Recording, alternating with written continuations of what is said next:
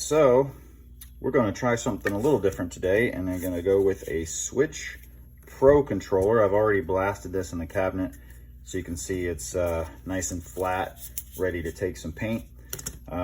Skip the take apart on this. There's a bunch of videos on how to disassemble these. They're pretty straightforward. I'll probably do a quick reassembly when I put it all back together. We're going to be going with some green. I'm actually going to combine this Grinch green and some yellow to kind of soften it just a little bit. Probably a couple different greens and a little bit of white, big Yoshi right in the middle. We'll see how it goes. So stick with me and let's do a Switch Pro. Okay, yes, that is some serious green. Okay, so we're going to add an extra layer because I just can't seem to leave well enough alone. So what I was going to do is just drop a big Yoshi in the middle of the controller here, but I think what I'm going to do instead is I'm going to add like a silhouette of characters in the background, and then I'll put the Yoshi on top of that. So I'll be using basically the same color as I'm using now, and I'll add just a touch of white, just enough to when you look at it, you'll see the silhouette of the characters, multiple characters, and it's just they're gonna spill right off the edge and everything to give it a little bit of texture. And then I'll put the big Yoshi logo right in the middle. I'm not sure in the reflection you can sort of see I've got a couple of options, that one or this one. We'll see which one lines up best with the holes in the controller. And I've got a slew of different characters right here, which we will peel and start dropping on there. So if this goes well, then you'll just have a really mild background. So it's not just flat, one solid green color. And then beyond that, we'll have the Yoshi on top of it, which will be the main image that we're going for. So this is just some of the characters from the Mario world, and then we'll just be dropping them in there, and they don't have to have any perfect placement. I'm just going to put them sort of in a line, and then all the edges will spill off, which would be great, just to kind of give it a feel for that Mario world. So I'm going to do all these. I'll speed this piece up for you, and then I'll throw the paint on it. We're gonna do the big egg on the back. That'll be nice and simple. And I might put this white border around here. I can't decide if I'm gonna like that or not. We'll see how that lays out. But right now I'm gonna do this piece here, and then we'll proceed. All right, so here we go. I'm gonna be just getting these little stencils off. Once the paint cures fully, then we'll go back and lay our Yoshi on there. But I wanted to go ahead and reveal these so you can see just the subtle difference in green, so you can kind of see what we're looking at here. So we'll go ahead and get the rest of these off, and we'll just get this little outline right there. It's kind of cool, and we'll come back when we're ready for Yoshi.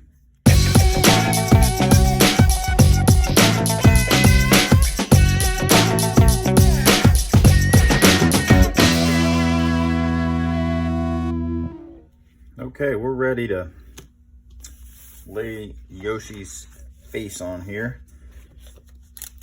Gotta get this stencil off. Pretty simple stencil. So my hope is we're gonna lay this in with a darker green. I'm gonna push this a little high because I wanna get as much of his actual face in the image. And we're just using the buttons to give me some centering here. So I'm gonna put that down first. And then as usual, I like to push this out a little bit at a time. I'm gonna hit the little curves here, work it out. Now, once your main piece is down, you get your stencil paper out of your way, your transfer paper out of your way.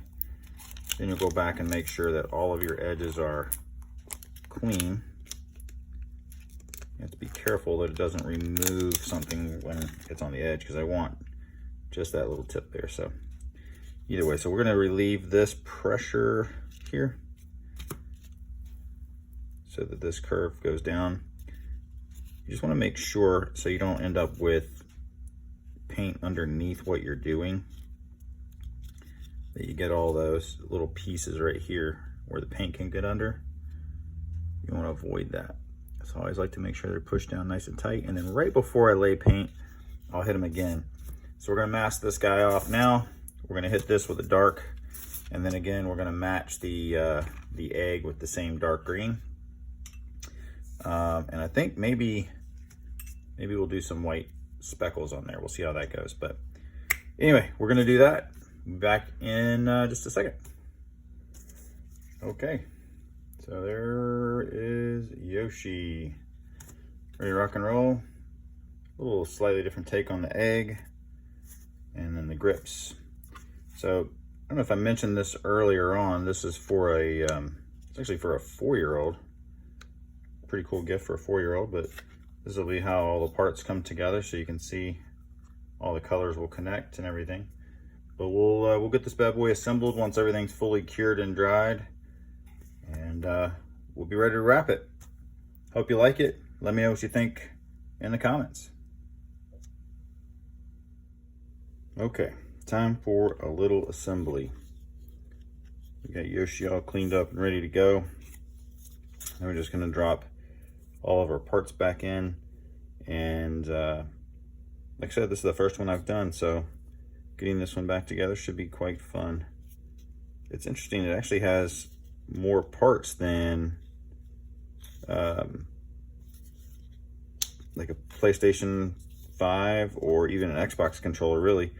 But it's not too bad. It just has a couple of unique pieces, like lots of little unique shapes and stuff on this. But you just take your time, make sure everything goes back the way it needs to.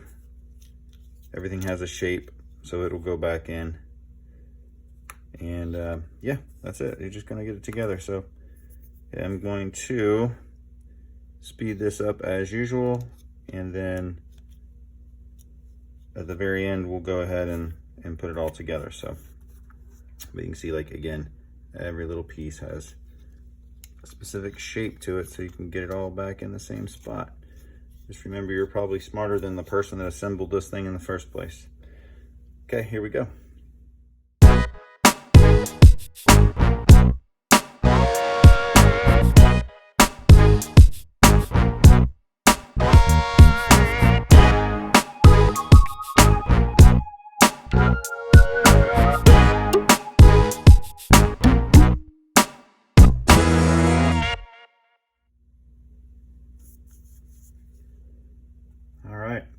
Thank you for coming along on this journey with me. I've not done a Yoshi before, so this was kind of fun. I know this is going to a young kid, and I hope he loves it. Love to hear what you think. Is it too green, or did it hit the mark? I kind of like it. I will say that I think the Nintendo Switch Pro controller has way too many screws, but it's pretty cool. It's a nice feeling controller. I definitely enjoy the overall grip and feel to it, the way it sits. It's really nice. But anyway, there you go. Thank you so much. Like, subscribe. We'll do some more. All right, so one of the things that I do is test my controllers. So for example, for a Nintendo Switch Pro, I don't have one. So I have to be able to make sure that everything functions. So I use this app here, and it is actually called Controllers Lite, and it allows me to map my buttons. So when I push a button, it validates that that button is indeed functioning. And I can go through all of my buttons to make sure that everything connects. That's it, pretty simple. But I do it before I send my controllers out to make sure that I've reconnected ribbon cables and the battery's probably connected, so on and so forth. So I hope this is something that might help you out in the event that you're in a similar situation. It's a good idea to make sure that your controllers work before they go back to your clients. And again, this is called Controllers Lite for Mac.